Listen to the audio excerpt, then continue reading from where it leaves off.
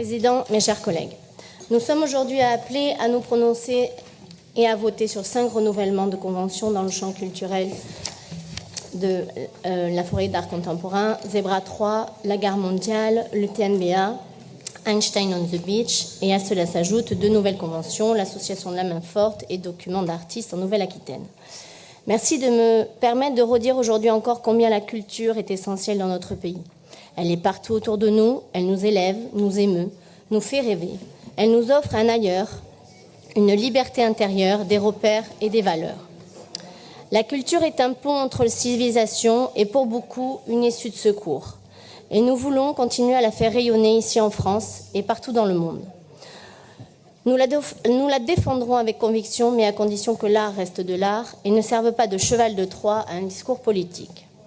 J'ai déjà eu l'occasion de le dire lors d'une précédente intervention, et pardonnez-moi si je me répète, mais l'art ne se milite pas. Il ne cherche ni à convaincre, ni à convertir. Il donne à voir, à ressentir, à s'élever.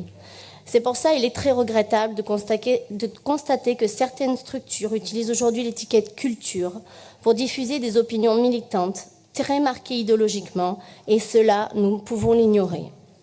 Je souhaite ici saluer le travail remarquable de la forêt d'art contemporain qui propose un art apaisé, poétique, respectueux du territoire.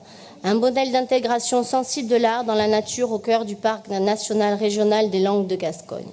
Prenons l'artiste Younes Ramoun, par exemple. Il construit des installations empreintes de lumière. Son œuvre ne cherche ni la provocation, ni la domination. Il vise le dialogue et la contemplation. Sa Gofa, petite chambre de méditation, invite au silence, à l'introspection, pas au slogan. Citons aussi Marine Julier, avec son œuvre Hello Apollo, installée autour du plan d'eau de Luxé. Un clin d'œil mythologique, onirique, poétique. Pas de posture, pas de militantisme, juste de la beauté et l'étrangeté. Et comment ne pas évoquer le travail sensible de Ladislas Courbeuil et son œuvre Aurore, mouchard habillé, suspendu au plafond d'une petite chapelle effacée. Une création qui sublime le lieu sans l'écraser, respectueusement de la nature et de la mémoire. C'est cela que nous défendons. C'est cela l'art, pas une déclaration politique déguisée. Mais à côté de ces exemples inspirants, nous devons aussi nous interroger. Comment ne pas être interpellé par certaines structures comme la Maison Forte qui, sous couvert de tiers-lieux artistiques, développe une ligne militante assumée. Colloques sur la démocratie, débats engagés sur les élections européennes, déclarations contre l'extrême droite, résistance à visée idéologique, on s'éloigne radicalement de l'univers artistique. De même, Einstein on the Beach affiche ouvertement un engagement dans les luttes sociales et écologiques. Oui, nous sommes tous sensibles à l'écologie, oui, nous avons chacun des convictions, mais le débat n'est pas là.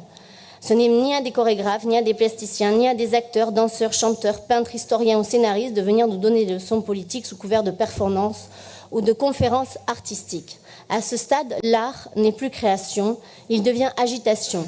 Et si certains ont besoin de ce combat pour exister, qu'ils fassent de la politique, qu'ils se présentent devant des électeurs au lieu de contourner le débat démocratique en passant par des scènes, des ateliers ou des expositions.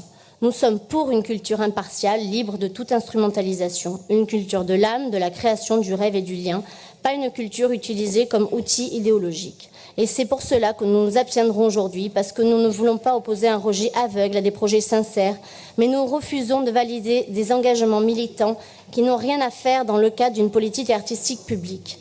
L'art n'est pas un levier d'embrigadement, l'art ne doit pas être financé pour être milité, il doit être financé pour créer, inspirer et rassembler. Je vous remercie.